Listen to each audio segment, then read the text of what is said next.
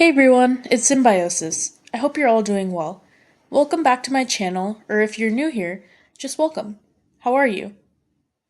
Grab some coffee and relax because today I'm going to talk about a book series that broke my heart but also changed my life. Revolutionary, I tell you. Now, this isn't some underground novel I found. In fact, you've probably seen it on display at Barnes& and Noble or on someone's must-read list. But if you're anything like me, you probably avoided it thinking, who's going to read the book that has spoilers in the title? If you haven't guessed already, I'm talking about the book They Both Die at the End. I also read the prequel, which is The First to Die at the End. I ended up reading the prequel first so that I would have a better introduction to the Death-Cast system, which tells people in the book if they are going to die that day. I loved both of these books so much. If I had to choose my favorite, it would probably be the original, which is They Both Die at the End, because I think the protagonists have more nuance and I rooted for them more, and was emotionally destroyed more at the end as well. In case you haven't read these books, I highly recommend them. If you're going to watch this video, I suggest reading the books first and then coming back because, well, obviously, spoilers ahead. So, in this video, I'm going to briefly go over both books and then share the personal message I learned from them that I hope will resonate with all of you. Let's get into it.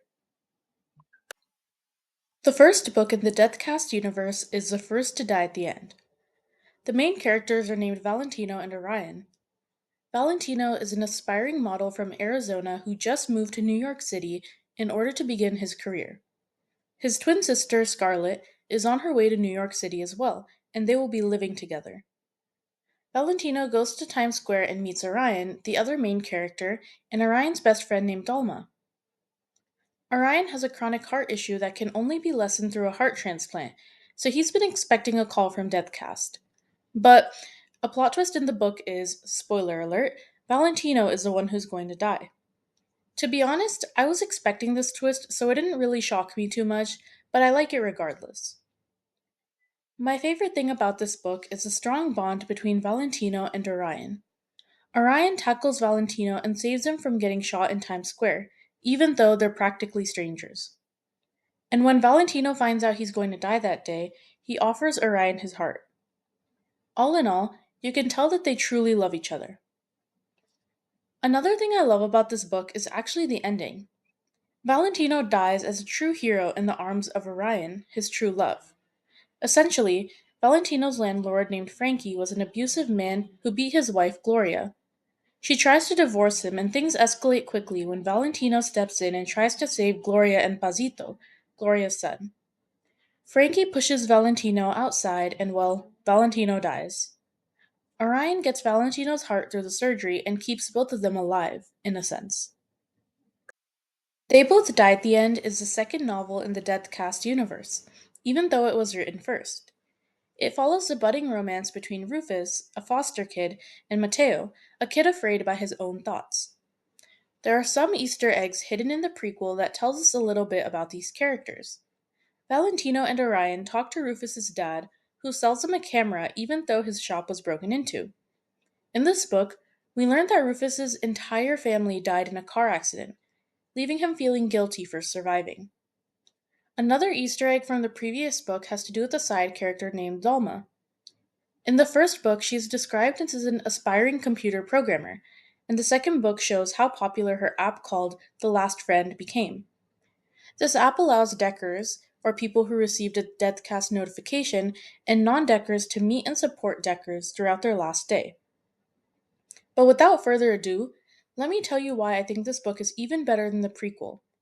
I was truly shocked by the character growth that Rufus and Mateo had. I started the novel hating Rufus for beating up a person who seemed a lot weaker and unable to fight back. But later in the novel, you learn about Rufus's sad family history and his disappointing breakup with his long-term girlfriend Amy, which makes you feel more empathetic for him. Also, Peck, the guy he beat up, is an unforgiving person who goes as far as to, spoiler alert, attempt to kill Rufus. Peck had no sympathy for the kid that was dying that day. On the other hand, Mateo would never hurt another person. His father was in a coma and his mother died during childbirth, so he was just lonely in his apartment. Mateo's anxiety kept him stuck inside and he refused to face the world. His anxiety about the world was so strong that Rufus, a stranger at the time, had to pick Mateo up and take him out into the world. Mateo's character also grows throughout the novel as we see him take more risks with Rufus by his side. The changes are extremely gradual, which makes Mateo feel so realistic. Mateo went from the kid who refused to hop onto the party train, to the one who sang in front of his dad next to the hospital bed, to the confident boy who sung karaoke alongside the love of his life. When Mateo slowly accepts himself and shows that he's not afraid to be himself no matter what anyone thinks, you can't help but feel happy for him. We also see how Mateo's kindness makes Rufus a better person even though it's his last day. When Rufus realizes that he can be himself and voice the scary things he feels with Mateo, Rufus realizes the importance of being a kind person. He genuinely feels guilt for his past actions, such as beating up Peck, and voices honesty with Mateo. Rufus begins judging less and accepting more, even realizing that Mateo is too good for this world. That ending, though, I was ready for heartbreak, but that was just too much. I'm keeping my distance from stoves from now on. If you know, you know. Okay, so these novels teach us that death is a thing. Yeah, true. But to me, these books taught me a lot more than that. After reading these books, I realized how lucky I am to be alive. Yeah, simply breathing is a privilege that we're all sharing right now. To be honest, sometimes life can feel pretty draining. School, work, responsibilities, everything can blend together at a certain point. And there's currently a mental health crisis that shows this. Most people are getting pretty tired of this life as we know it. But after reading these books, I thought to myself, how would I feel if I got a notification stating that I would die sometime in the next 24 hours? I would feel intense anxiety because, well, I would want to live. After realizing how much more joy I have for living than I once thought, I started appreciating the beauty in everyday things. During what was once a monotonous drive home, I noticed the scenery, the lighting, because it's almost Christmas, and the general ambiance of our everyday world. And realizing how lucky I am to be alive has made me a happier person. Another beautiful thing I realized from these books is that family and friends are the biggest treasure we can have in this lifetime. No, this is not a Hallmark movie, and yes, I'm being serious. Look, let me explain the cliche.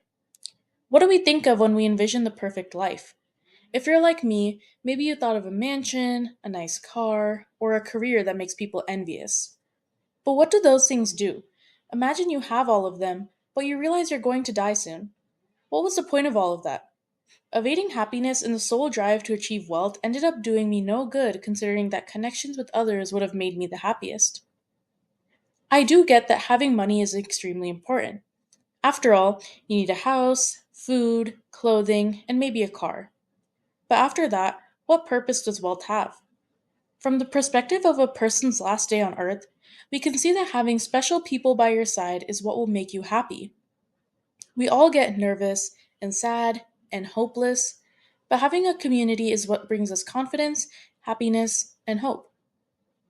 Because, well, some Gucci bags laying next to you before you pass aren't going to ease your anxiety, but the most important people in your life will.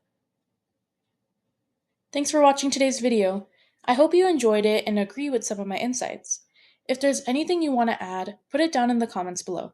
Have a great day.